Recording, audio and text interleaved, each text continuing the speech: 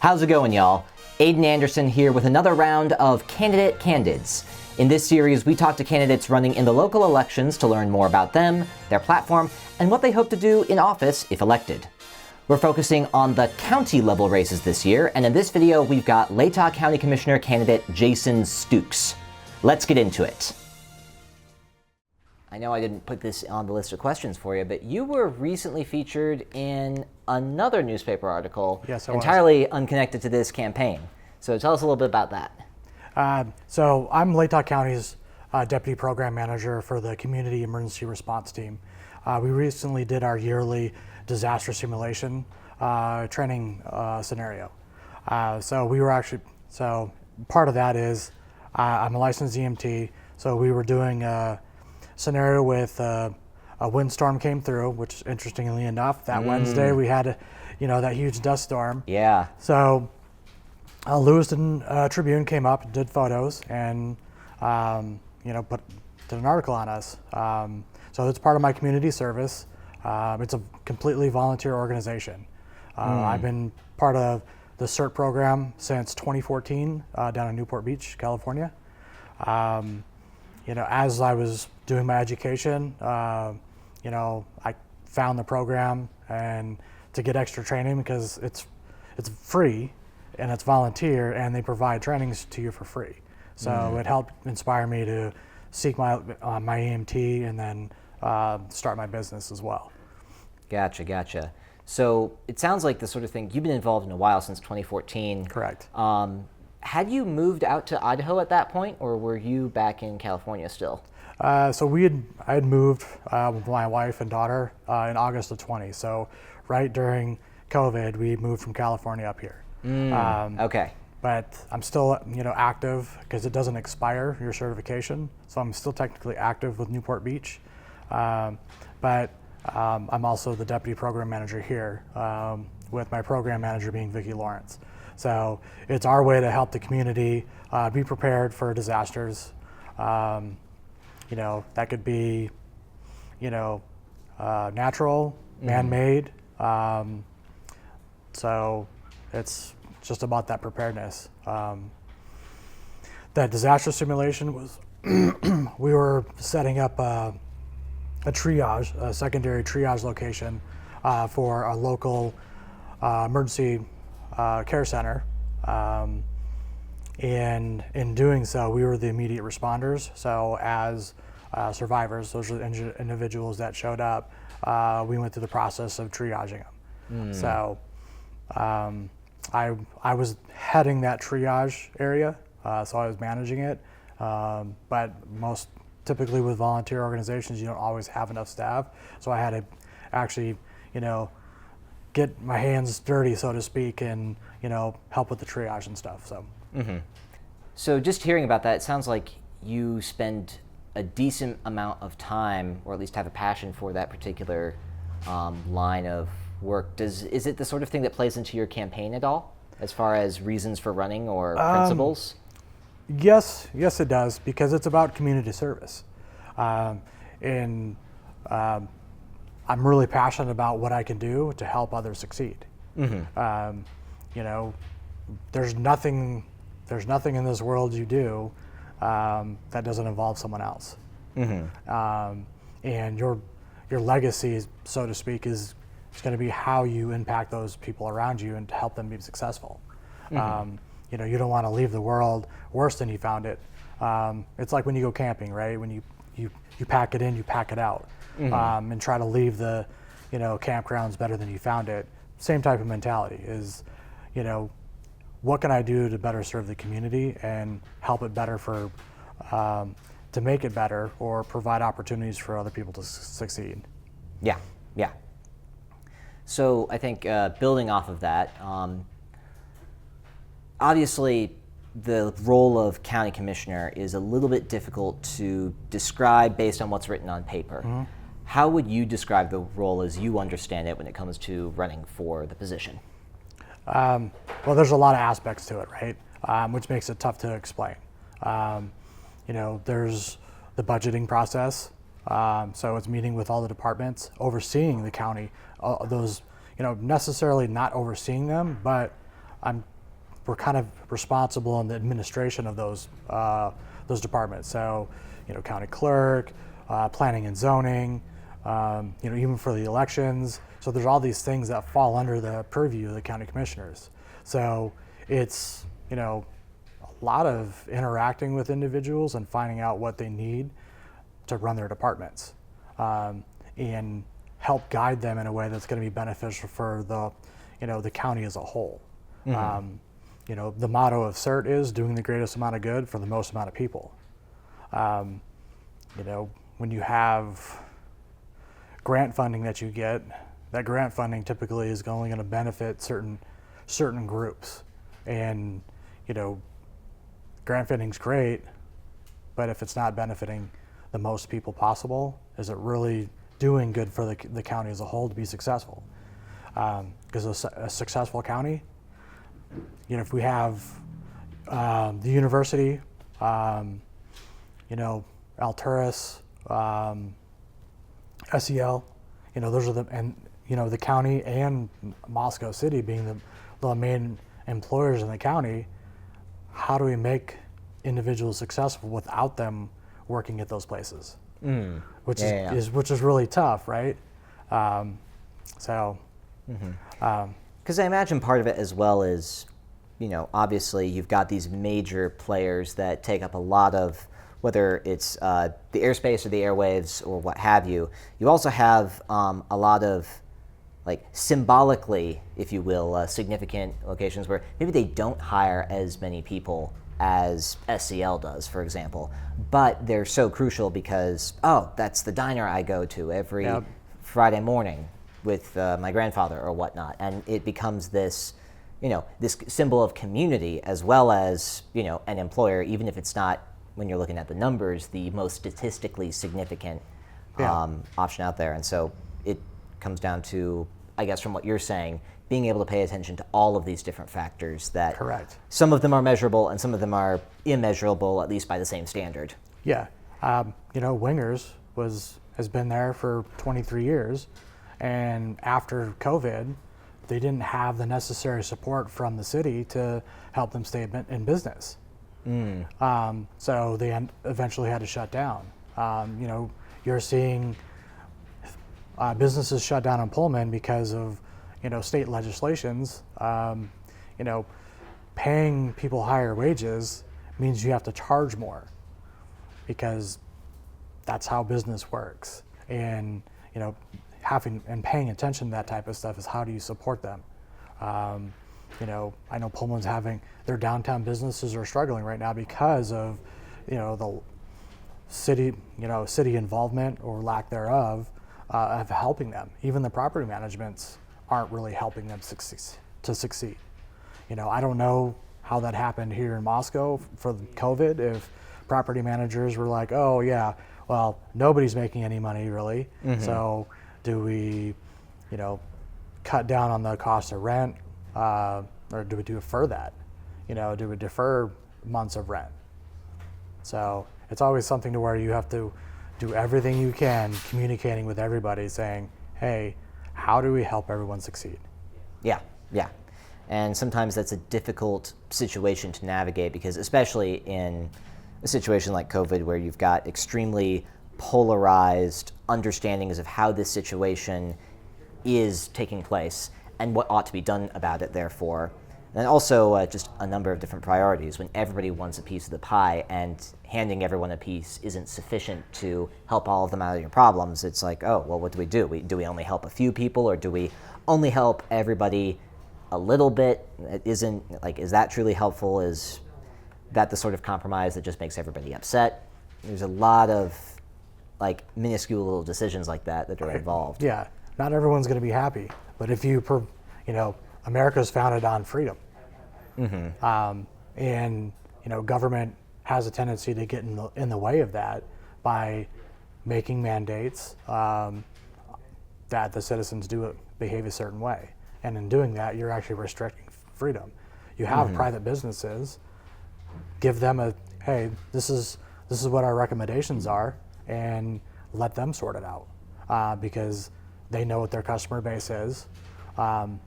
So they know if their customers are going to really be supportive of, if, for example, wearing masks.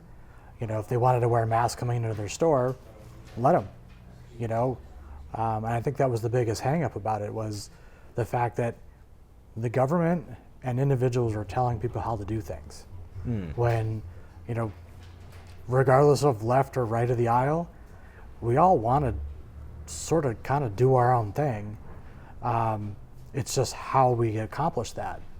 The government doesn't give us our rights. Those are inalienable rights by our Creator. And, government saying, hey, no, you have to do it this way, it defeats the purpose of what America stands for. In the future, it would be great to see, God forbid, something else like this that happens. There's always a possibility that is, local government has to basically get out of the way, give them recommendations, say that based off of what our health department is saying, or the CDC or whoever is passing on the information, these are the recommendations. We would like you to see you do this, but it's your private business. You know best how it's going to prosper, and if we're getting in the way of that, we're not going to help them. So just to build off of that, because we have experienced in Latah County a number of situations very recently that sort of map onto this a little bit, where I'm thinking in particular of the Gwen fire that happened this summer, forced the evacuation of Julietta and sort of spanned some of the interactions both with Latah County as well as the county just south of us. And a lot of Texas Ridge also. Oh, yeah. Texas Ridge. We deployed, our CERT team actually deployed and assisted the Sheriff's Department on the Texas Ridge fire with road closures. And then we deployed with the Red Cross to be on standby at their evacuation center at the fairgrounds. And I get it. It's, you have to work together to do the greatest good for the most amount of people. And as we saw with those fires, it was, I was talking with someone who's part of the Julietta Kendrick volunteer team, and they run a business in Julietta, and they had their business open, and they actually had people in the community that were upset. Why are you open? Well, they're open to serve the community, because some people couldn't go to their homes, so where are they going to go? Right. So that's why they were open, and that's the kind of mentality that we should have as a community, is what are we going to do to help those others to, feel welcomed, feel like they have somewhere to go, have that opportunity to succeed. It's not fun not being able to go to your home. That's where all your stuff is. And having to evacuate, not a lot of people are prepared for that. Yeah. I guess, county spans a wide variety of not just like locations, but you've got a lot of different like opinions, priorities, and oftentimes you'll hear on the news cycle so much about political polarization and where things are going. What do you see, or what methods have you used in the past that help with the kinds of conflict resolution that leads to action, which it seems to be the sort of thing that you're looking for in the middle of all of these different situations where you've got a lot going on? What methods or ideas do you find helpful in situations like that? It's all about communication. In the time of World Wide Web, right, there's so much information out there. And how do you know what information's true? You may only get the clickbait headline, and are you going to really take that time to read the rest of the article? Not a lot of people are. We all have busy lives. We're doing, the things that we do in our daily routine. Are we really going to take the time to read the article? And is that article actually giving us the correct information and all the information? It's always interesting to see a headline and be like, oh, well, that might be interesting. And then you read it, and the article doesn't actually reflect what the headline is inspiring. You know, it's that, it's kind of it's the clickbait, you know, it's that, oh, I need to be upset, or it's, you know, trying to garner an emotional response to get that click because they get pay per click. So the incentive is actually not based on the quality of the article at that point. You're talking about something else that's making it, that is fueling the presentation of a particular thing, even if the information is ultimately fine. Yep. Even the article I was in. The title was Fake Blood, Real Stakes. So that kind of garners, you know, a type of an emotional response that maybe it's going to hopefully inspire people to read it. Yeah. You know, and then reading it, it's like, yeah, it does tie to the article, but in a lot of cases it doesn't. I can remember many years ago just seeing news articles and noticing discrepancies in, you know, casualty counts. You know, the information is not always accurate. So how do you know what's true? And so when you're having those conversations about differing ideas, it's about education. And both people have to be willing to engage in that dialogue. And currently it's really tough to actually engage in that dialogue with a lot of people because it's emotionally driven. So an emotion is actually tied to their belief. And rightfully so, you can be emotionally driven about your beliefs, but it's a turnoff towards other people. You know, if you're passionate about it, you have to communicate with them to get them to see your perspective. You know, my wife's early childhood specialist, and you know, they always say use your words. You know, me having an emotional outburst isn't going to improve a conversation. It's not going to, you know, is it really going to help the situation? You know, I always use metaphors or analogies to talk to people about things. You know, if I have a flat tire on the side of the road, am I gonna?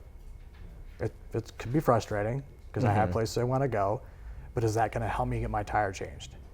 Not by itself, no. You gotta do something with it. I have to go, oh, okay, well, do I have the tools necessary? Is it a scenario to where I actually can use the jack that comes in the car and to get the tire off and change it? If not, I have to call AAA. But me having an emotional outbreak or outburst about it isn't going to get it done. Just like, and that's with communicating with others. A lot of what I'm experiencing when it comes to the campaign and that polarization that you're talking about is I'm running into a lot of unaffiliated voters because it's that polarization that's actually driving so many unaffiliateds, because they want to believe what they want to believe. They want the freedom to, you know, believe what they believe, and it's kind of a la carte politics a little bit. They like some things, you know, from the Democrat Party. They like things from the Republican Party, and they kind of like mesh somewhere in the middle. But it's the education about the topics. You know, a lot of what's unfortunate for local politics is when you are affiliated with whatever party, there comes a stereotype, and all of the national level politics actually get attached to the local. Right, even though they don't candidates. necessarily have as much to do with each other. Yeah, you know, like it's really tough to, you know, have those conversations because they get bombarded with national level politics, and you know, Prop 1 being an example. It's being marketed as open primaries. Well, there's actually two sides to that coin, because it's, you know, the push for open primaries, But on the flip side of that coin, that's in the description of the bill, it's combined with ranked choice voting. So even if you like one of those things but don't like the other one, you're not really dealing with a situation where you can pick and choose. It's a package deal. It's a package deal. It's like when Congress pass a bill, right? That bill, instead of it being one singular bill, they could be hundreds to thousands of pages, and there's just all this other stuff, and they're passing multiple bills at a time, rather than, finding efficient ways to read over the bills to make sure that that's actually passing something appropriate. Yeah. But back to the polarization, I've had conversations, and it was brought up, book banning, right? It was brought up about abortion laws. County commissioners really don't have anything to do with those, but because of party affiliation, there's that assumption, and then you have to communicate and educate them on, okay, have you actually read the legislation? And them having the willingness to listen, because at the end of the day, we have to be educated on the topics to be able to actually have an appropriate opinion. Yeah.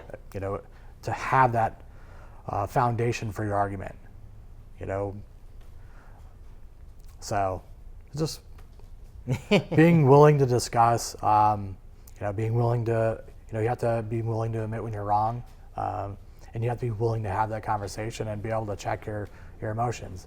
I've done martial arts for years, and you always have to check your emotion at the door, because your emotion on the mat when you're training with a partner could end up getting you hurt or your partner hurt, and it's having that self-control. So Yeah. If you don't mind my asking, what martial arts do you train? So I initially started out, I was doing Shaolin Kempo.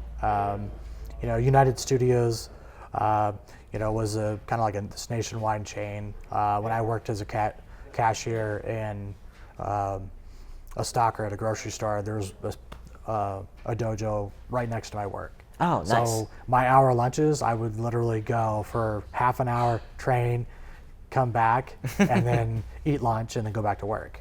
And then I got into mixed martial arts, and I trained at Todd Medina's school. He was a UFC 5 champion, so that's going back a ways. Oh man, right? yeah. And nicest guy I ever met. And so I trained with him for a while. Then when my daughter got old enough, to start doing extracurricular stuff, I got into Brazilian Jiu-Jitsu. Okay. Got her doing that because the MMA, it was a fight school. It really wasn't catering to kids. So I got her with Gracie Baja in Costa Mesa, and she trained there for a year before I started training there, and then we trained together. So the majority of it's been Brazilian Jiu-Jitsu since she was 7, and that's 17 years ago? Oh man, it's a long time to be training then. Yep. Excellent. Well, as a dabbler in jiu-jitsu myself, it's always cool to hear from another person, particularly someone in this in this area, because there's not as many options as I imagine there are out in California. Correct. There's V7, and there's another school. It was Moscow Grappling. That actually came out of a student that trained at V7. And I believe there's a new black belt there that came out of Hawaii that actually took over that school. And then, I know there's a couple of karate schools. I'm friends with Chris Schwartz, who runs Northwest Wado Ryu. Actually, helped him do his most recent tournament over in Pullman.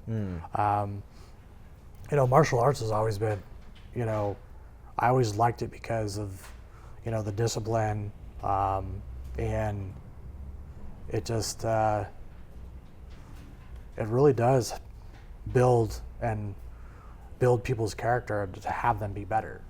Because, martial arts isn't about, going out there bullying other people.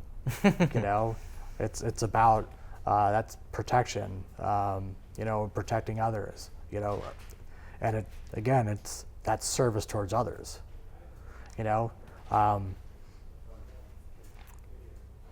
been fortunate in my life to not have to use it very often. Yeah.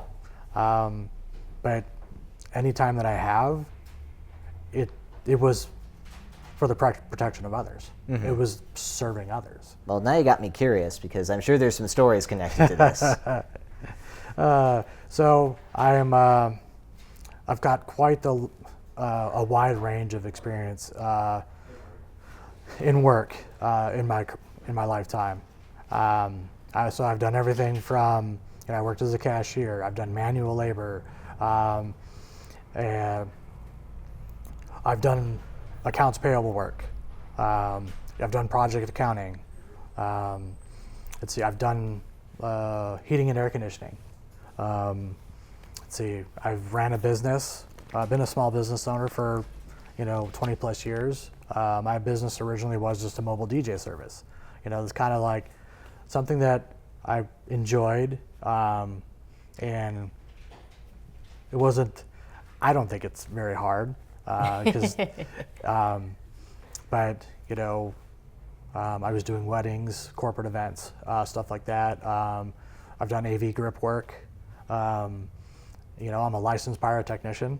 So I've, man. yeah. So I've shot 4th of July fireworks shows. I've flown across the country doing pyrotechnic shows for music festivals. To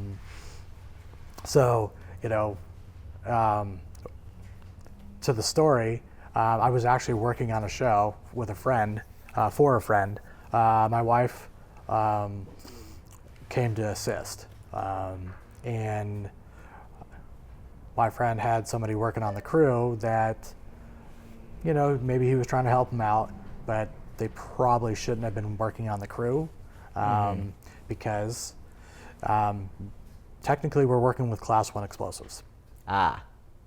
So and I have experience, my friend, he's the operator, so he's having to deal with fire marshal, he's having to deal with, making sure he has all the product, all that stuff. So he's got a bunch of stuff that he's working on. So as we work with people, especially new people, hey, I'm gonna give, hey, we do it this way because of this, help to educate them. And they were having emotional outbreaks or outbursts. So they didn't, like me telling them, hey, this is why we do it. This is the way we do it, and this is why. So a number of emotional outbursts. He was putting other people at risk. After the show was done, we always have to give it a half hour before we go and check the racks for any live product left. So in doing that, once we went to clear stuff, we still had live shells in some of the tubes, and he's just yanking wires out of the rails, which gets the signal to launch them. So in doing that, he could set one of those shells off. Oh man, yeah. With other people on the site, because we were all starting to clean up all the wires and stuff, and hey, you need to tell him he needs to stop. And of course an emotional outburst. So we were breaking down the racks. We used these strips of wood nailed in. While he's breaking them off, which we save them because we can use them for other shows. So it's cost savings, right? Yeah. And he's breaking them off. So again, he gets, hey, no, We don't do that. We try to save him. Then he gets mad, storms off again, and when he comes back, my wife and I are working next on the other side of the site. So we're working together, clearing the cleats and the racks. He's throwing the cleats across the site with nails still in them. And he ends up hitting my wife. Oh, man. And there was a nail that actually had cut her calf. Oh, man. And my wife said something, hey, you hit me with that. And he was, I don't give an F.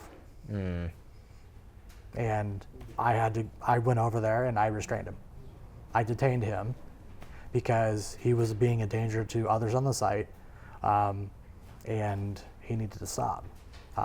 So yeah, it's never, my wife is used to handling children, and I always let her, deal with her issues unless I have to step in. Because she's good at that. I'm more of a, kind of a straight shooter about things. Like,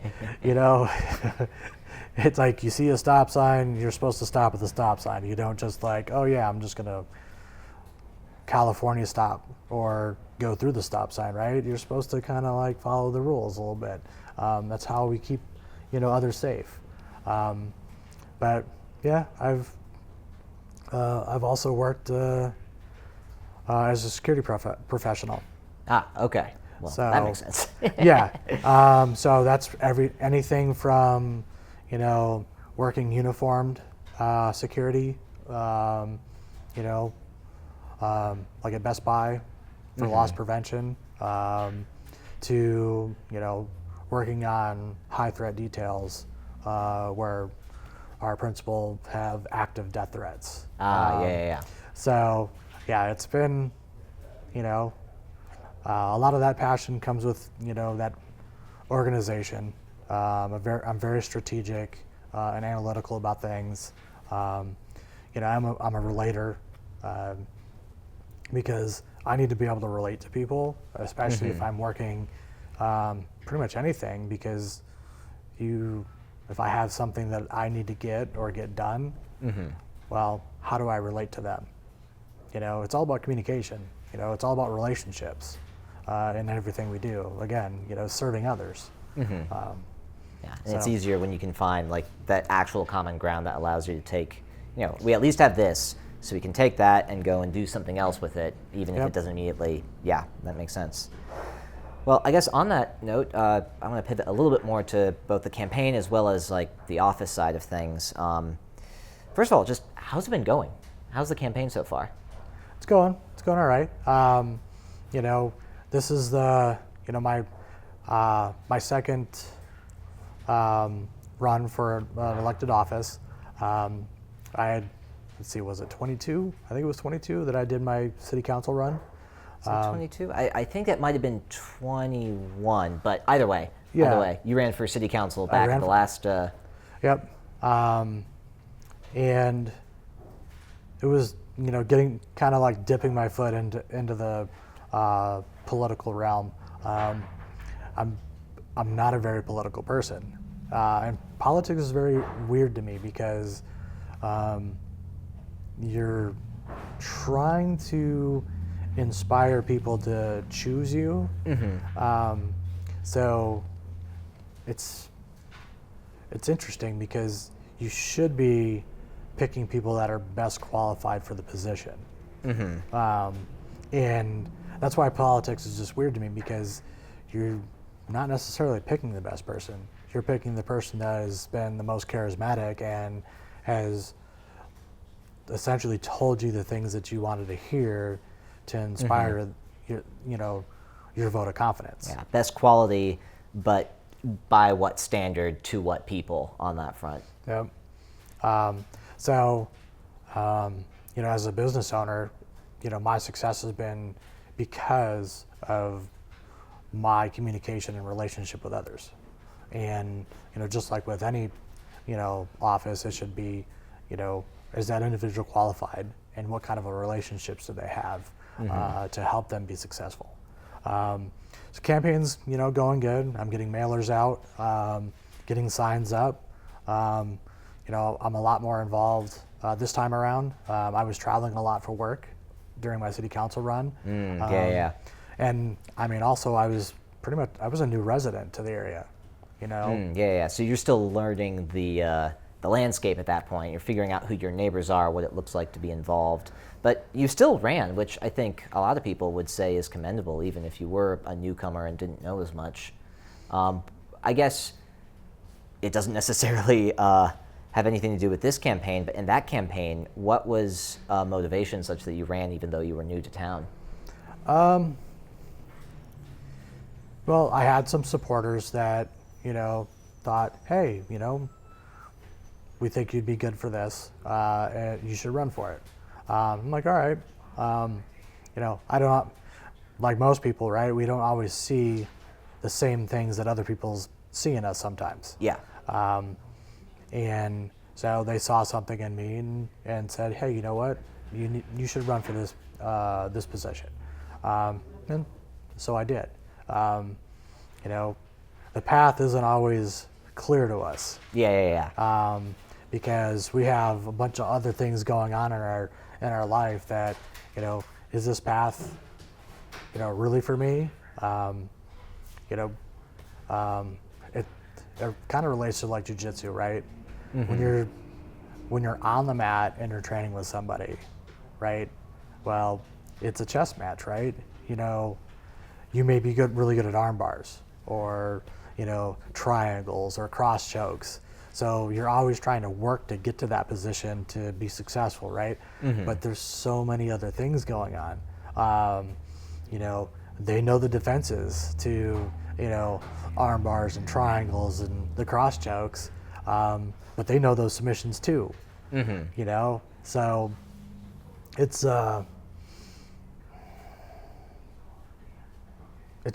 really interesting, like to, run for a campaign, because there's just so many moving parts. And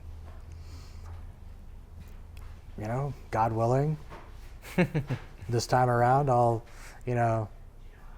find myself winning the election. If not, it's always about, what am I learning from this? What skills am I gaining that help me develop my character? Because we're always learning stuff. Mm-hmm. And it does sound like from your life story you've done so many things already. So even if you can't add county commissioner to the list at the end of this, you'll at least be able to add I ran the whole campaign to the list. And then you might get county commissioner in there too. Just have to see. Just add it to the...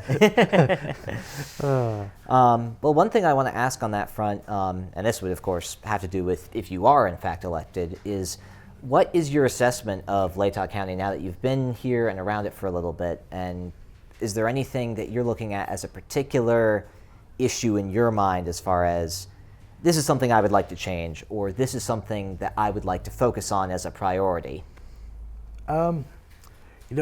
It's really interesting because I grew up in rural upstate New York. So for me, growing up, we lived 7 miles outside of the city. Mm-hmm. So we had to take a bus to go to school, and it was always like a half-hour bus ride to get into school. What's interesting is, and it was a college town as well. So. And Oswego, New York is, where I say I grew up because people aren't going to know Scriba, because Scriba is a town outside of Oswego.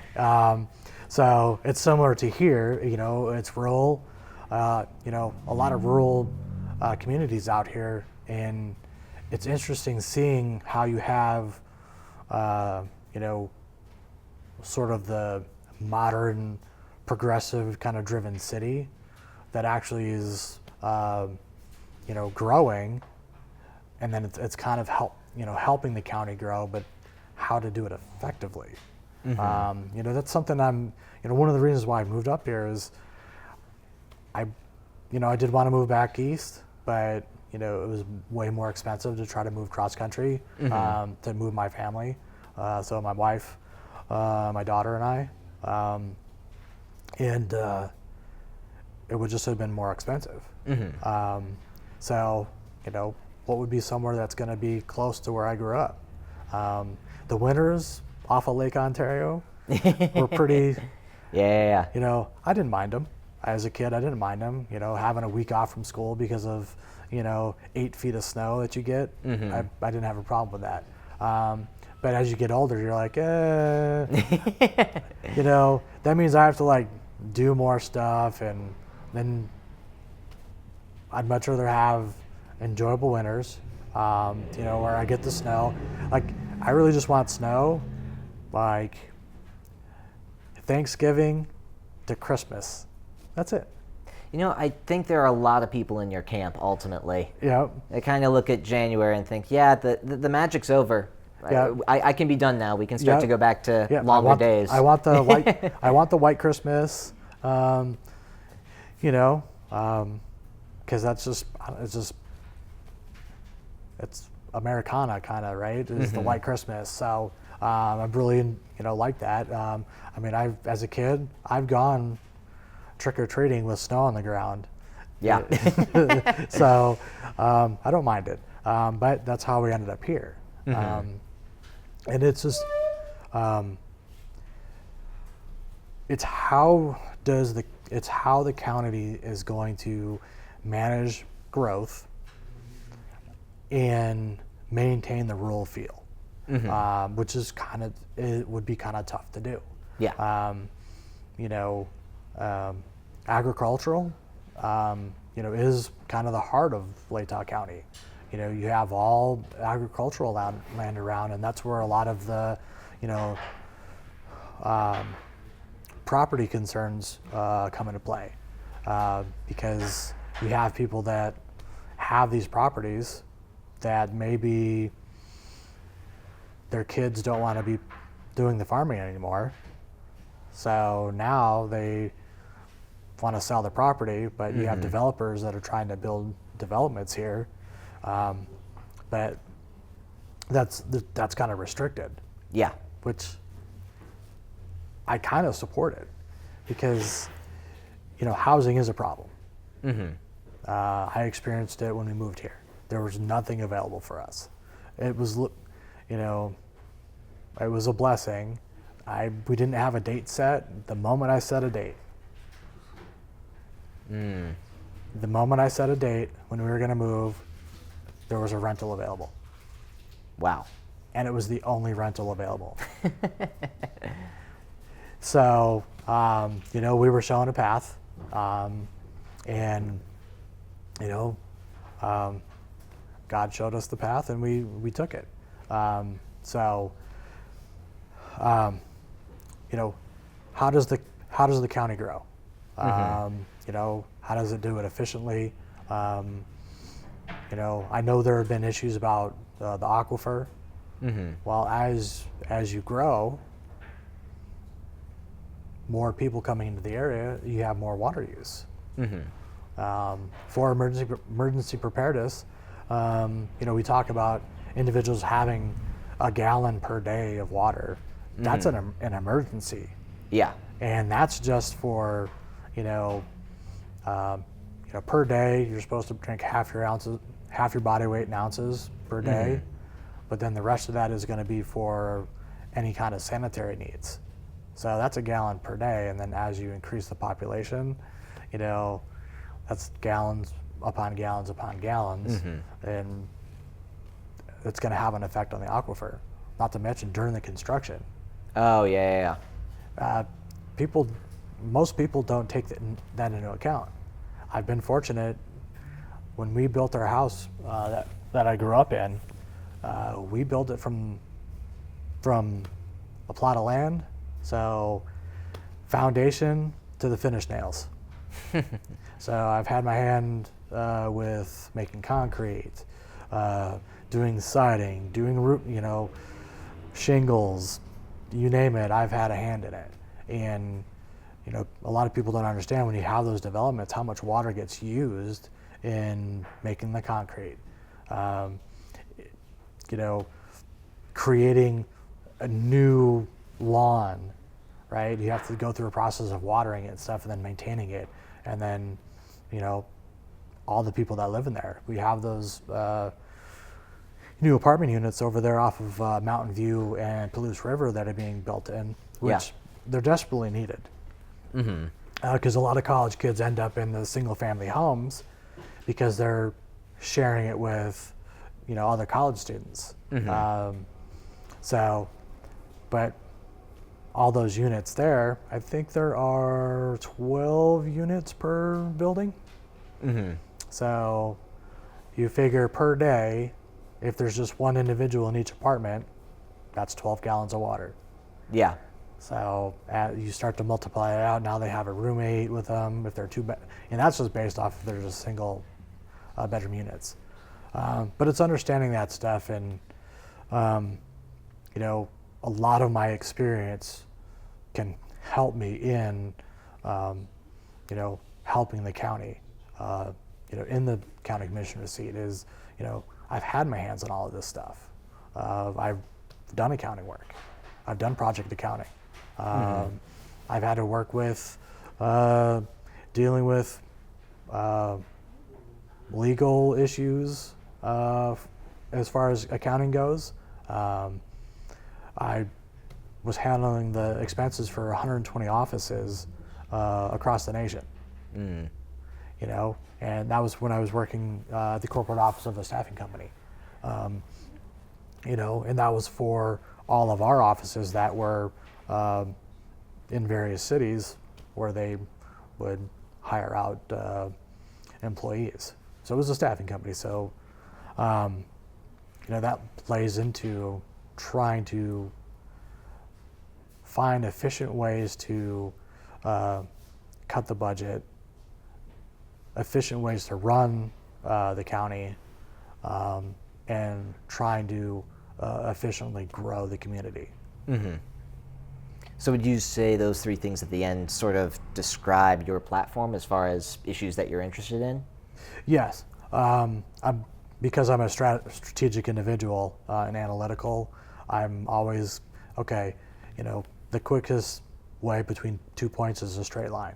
So how do I do that when it comes to, budgeting? I've gone through the budget line by line, and the unfortunate reality is inflation has a huge impact on a lot of the line items you see in the budget. Everything from utilities, office supplies, contracts on, printer maintenance, copier maintenance, even on purchasing, new equipment, computers and stuff, accounting software. I believe the county spent $360,000 on new accounting software. Yeah. And so is that accounting software actually helping them be more efficient? Or was it a situation to where the AS400 that they were using was no longer receiving, critical updates, just like Windows does? Windows 7, all right, no longer supported, right? So you have to upgrade to the new software or the new version of the OS. So was that the same situation? $360,000 is a lot of money to spend on software that you have to spend, a year or two to implement. Yeah. And now you have to get people to learn that software. I have experience with AS400. So was there reporting stuff that they couldn't do with it? Those are the kind of questions that, people need to ask.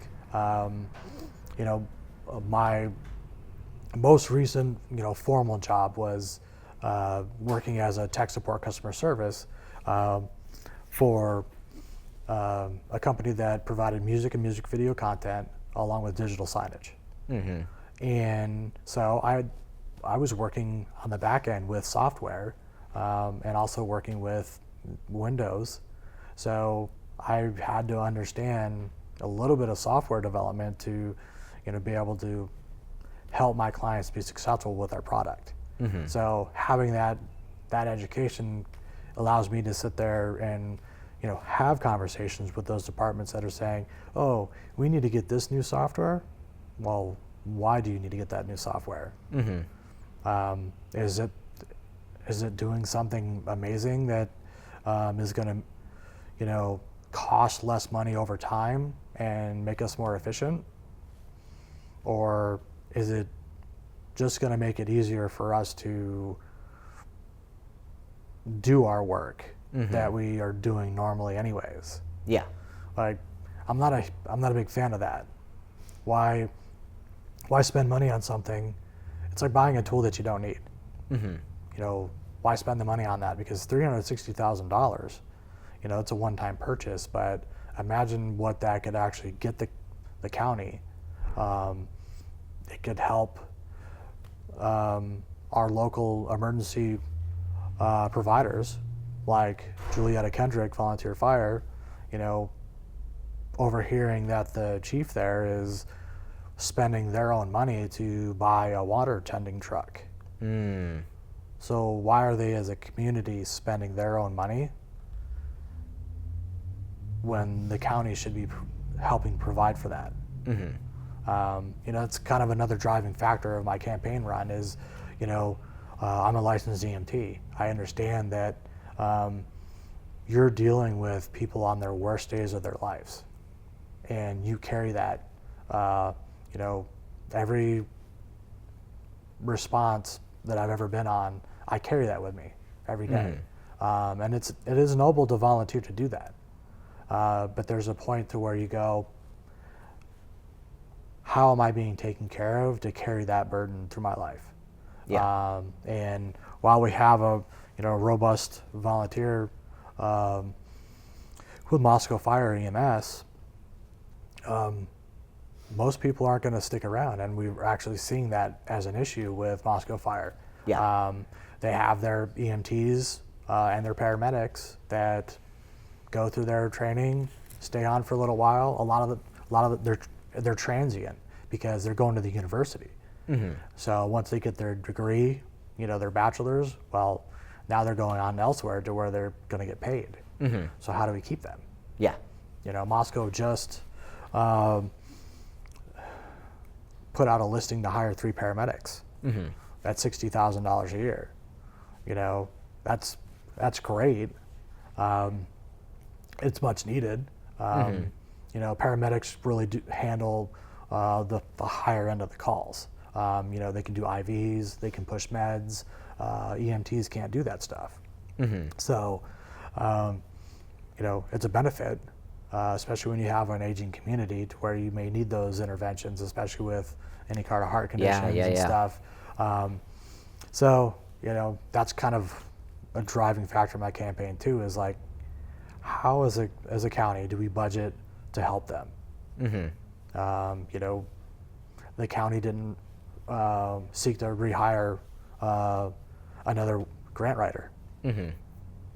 Well, grants are, while I'm not a huge supporter of grants, because they're typically, unless they're coming from a private organization or a private non-government agency or organization, if it's coming from the federal government, that's taxpayer dollars.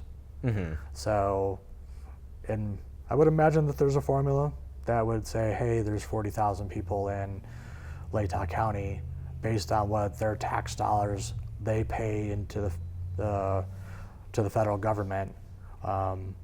It's going to line up to that grant funding dollar amount. Yeah.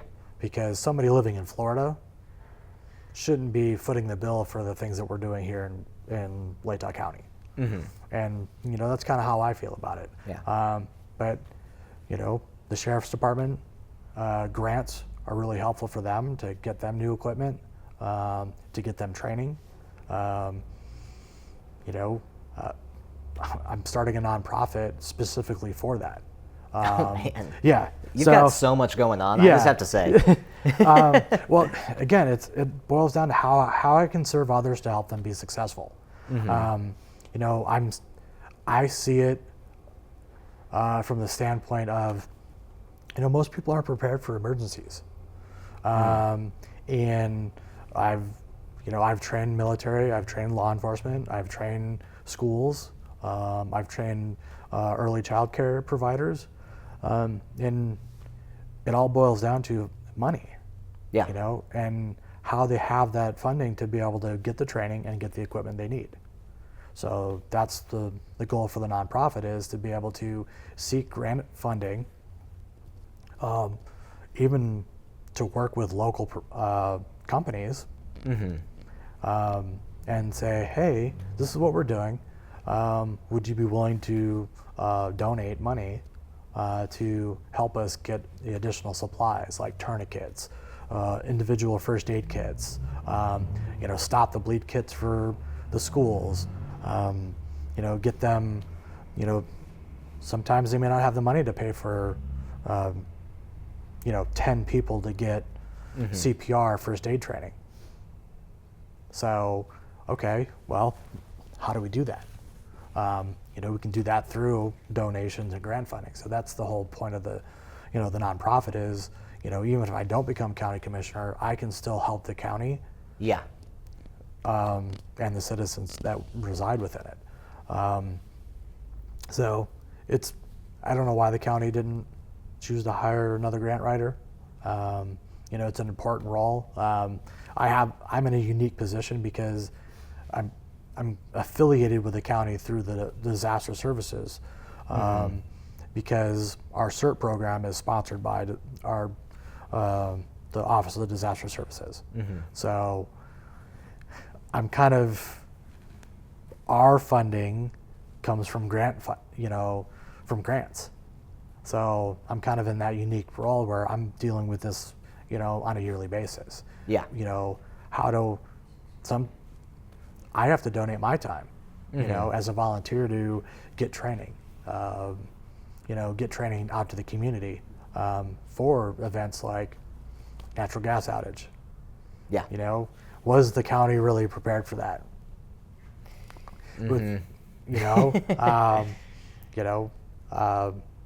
A lot of places in the community actually did a lot to actually try to help, by having space heaters and stuff available.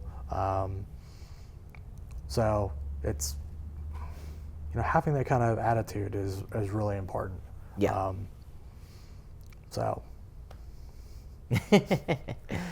Well, that covers a lot of ground as far as what could be done and what sort of options are available, and not even just on the governmental side of things, even though we are talking about the campaign, but just that there are options and there's a lot of possibilities out there to make things, to be able to help people, to be able to make the community a better place. Yeah. But it is a matter of, I suppose, making sure that people know the information and people know what options are out there and where the weak points are, because we are still only a county of about 40,000, 50,000 people. And so we're going to have weak points when compared to the infrastructure of places on either of the coasts or anywhere that has a bigger city than what we have here. And that's just the nature of things, I imagine, but it's still, in what ways we can help each other, helping each other. Yep. Coming to the end a little bit here, but I am curious, on the campaign trail thus far, what have your interactions been like with the other county commissioner candidates who are running in this race? Oh, it's been good. I'm in a unique position because when the disaster services coordinator position became open, again, as the deputy program manager for the CERT program, I'm working with that office. So, at the Texas Ridge fire, I ran into John, shook hands and said hello. And I had actually applied for that disaster services coordinator position. So I had already, got some introductions and got to meet them. And, again, in my community service, I run into the county commissioners. So it's always a positive interaction. I'm there professionally, so it's always cordial.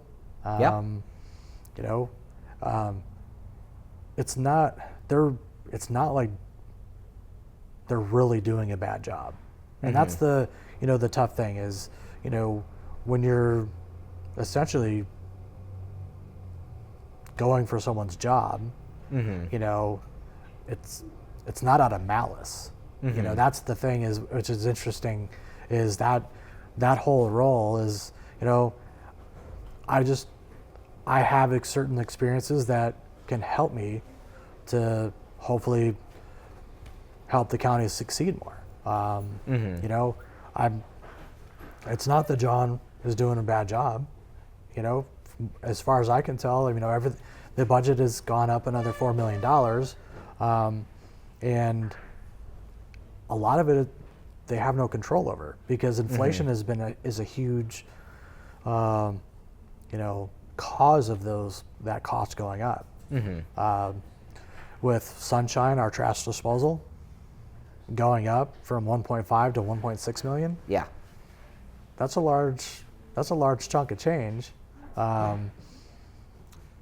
that's the cost for them to provide that service. And obviously, they're trying to pay their employees more to catch up with inflation and be able to afford, their expenses. So it's unfortunate that inflation is really driving, a lot of those increases and the continued increase in our budget. And like I said, I went through line by line, and it's all those expenses that actually have driven the budget up. We need to pay our employees more, because if they're doing a good job, you want to keep them. So it's, but yeah, I have nothing but respect, and I wish them luck on their campaign trail as well. When I did the chamber luncheon, I got to meet Mark, and I wished him luck on his campaign trail. Again, we're all people at the end of the day. And, as long as we're cordial, they have their beliefs, we're not all going to always agree, regardless of whatever our party affiliation is. Even within the parties, we're not always going to agree. Yeah. So, communication, being respectful, professional. Yeah. Well, on that note, we're just about wrapped up, but I want to give you the opportunity to just say anything that you think people ought to hear about your campaign, about what you're doing, and then also where can people find you to find out more about your campaign and the plans you have for Latah County? Awesome. Well, I have my website, jasonforlatah.com, that has all my campaign information on there, and they can contact me through there. Really at the end of the day, it's hopefully my experience, with accounting, all my other experiences, really show that maybe I have something better to offer the community, to help them, work through the budget, work with individual department heads, to really set a baseline on what their budgeting needs to be, and to work off of that. It's unfortunate. People need to get paid what they're worth. Figuring out if, based on our county, if they are getting paid that, again, it's going to drive the cost of things. Trying to figure out how to, reduce the cost of service fees. It's $300 for my administrative use permit for my business. So, so is that something that could be done automatically, digitally? Do it online, just like we have some of the, I have to go pay my registration today. I could have done it online and got it in the mail, but I could go in and do it. But with each service that someone has to go into an office and do, you're taking someone away from doing other services for the county. So are there ways to be more efficient to lower the cost for the county? Because the event essentially ends up going into service fees, and 50% of the taxes really go to the school district. So how do we figure that out so people that are on fixed incomes aren't going to get property tax out of their homes? That's kind of a problem that we need to look into as well. But I mean, it's all on the website. If they have any questions, they can reach me through the website. I think that's pretty much it. All right. Jason, thank you so much for your time. It was a pleasure, Eden. Thank you. Indeed. And that was our conversation with Jason Stooks. As with all candidates, I highly encourage you to check them out yourself so that you can go into the election well prepared and educated. We'll have the relevant links posted with this video, and as always, if you have any questions, please reach out. I'm Aiden Anderson, and this has been Candidate Candids. We'll see you next time.